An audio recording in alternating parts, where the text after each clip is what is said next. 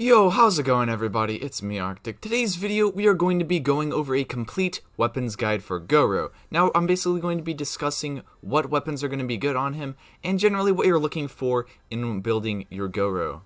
But if you are new to the channel, remember to subscribe. I'm trying to get to 10,000 subscribers. We're making some pretty good progress recently. It really helps me out. But anyway, let's get back to the video. So before we get into the weapons, there's a few things we have to keep in mind. One of them being that Gorou's actual ult is basically a sub-DPS oriented ability, and it scales off of defense entirely, so attack is not going to matter whatsoever whenever calculating the damage for his sub-DPS capabilities with his ult. Now his E does scale with normal attack damage, but generally, you can generally ignore that because it doesn't really do much damage for you anyway, so we're going to focus mostly on getting as most defense as possible, or stats that actually will matter as well, because crit rate and crit damage are still going to affect the damage of his ult. Now there is a rumor that there is a weapon that is going to be defense scaling, but currently in the game there's not any other bows that actually scale with defense.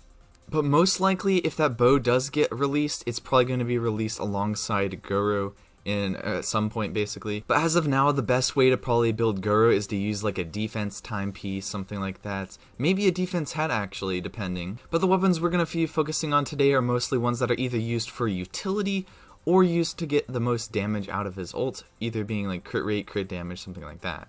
Okay, so the first bow we're going to be covering today is the Stringless. Now this one does have an Elemental Mastery substat, which isn't really going to help you out considering that Gorou is a Geo character. However, the Elemental Mastery will make your shield strength a little bit stronger, and since Gorou doesn't actually create his own like shield with his like ability, he basically relies on these crystallized shields, which can actually turn out to be pretty strong with his boosted Elemental Mastery. And if you are running him with Ito doesn't shield himself either. So if you're just running a 2 Geo comp with like Gorou and Ito, I think the Stringless actually would be able to stand out a little bit. And its passive is actually pretty decent for Gorou as well. It increases his elemental skill and elemental burst damage by 24%. Cliff Warbo is probably one of the better options to actually use on Gorou. Basically, what this weapon does is it gives you a lot of crit damage. It also has a high base attack, but base attack doesn't really necessarily matter too much on Gorou specifically.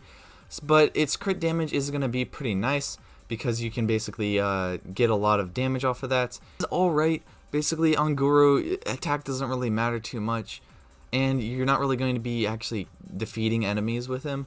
But basically you just use this as a stat stick for the crit damage. Bonius Warbo might actually be a standout option right here, and the reason behind this is because you are going to be able to generate more particles with its passive right here, and also its energy recharge is very, very high, so you're going to be able to actually cast Gorou's burst pretty much constantly.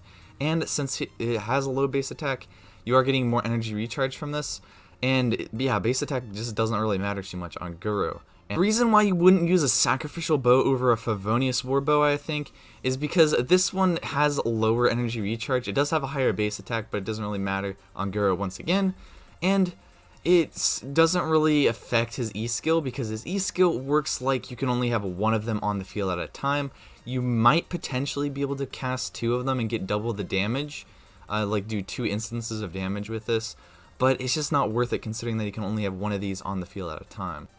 The Viridescent Hunt is actually probably a really, really good option, and this one gives you a bunch of crit rate.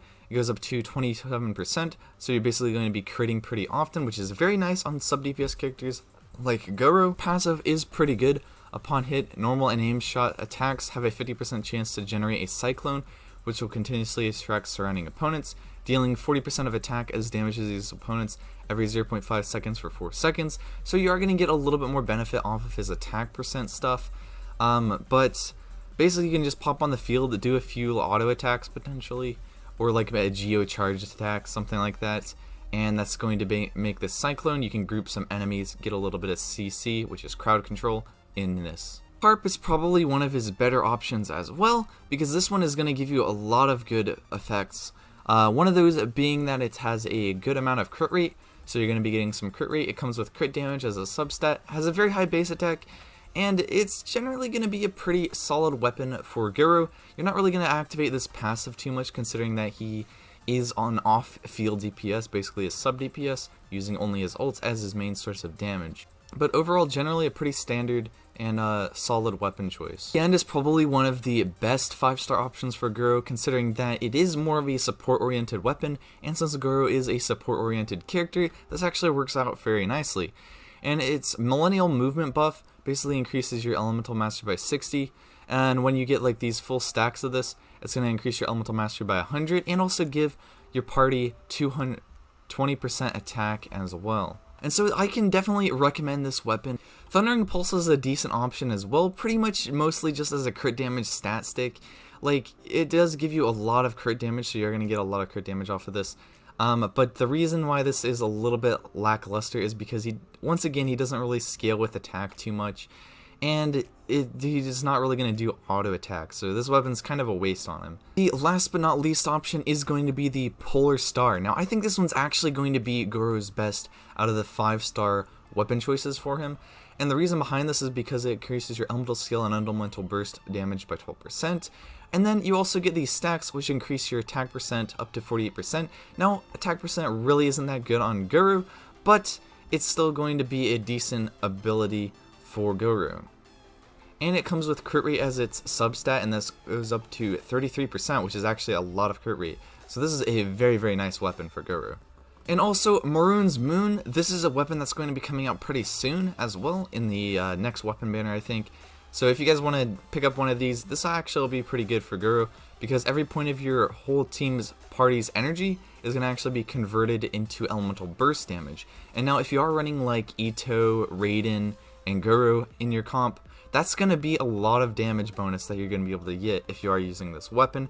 And Gorou's burst also does cost 80, so this weapon is going to get a lot of benefit from Gorou being in the party as well. But just keep in mind, it does come with attack percent, and yeah, it's like you're going to basically miss out on that substat in terms of like a crit damage or a crit rate. But if you basically can balance your crit rate and crit damage on your artifacts, this weapon might not actually be that bad, because you basically can get that bonus damage. Really, that is it for Gorou's weapons guide. There's not really a defense weapon in the game yet, but if there is, that one will probably end up being his best in slot, just because of how hard he actually scales with defense for his damage. Like I mentioned it all throughout the video, like attack percent really isn't going to be that big of an issue with your Gorou, because he does scale with defense. And I'm basically just going to keep rambling on about how he scales with his defense, so you guys understand that he scales with defense on his ultimate and sub DPS capabilities. But I think I've driven my point home enough. Anyway, it's been me, Arctic. We'll see you guys next time. Farewell.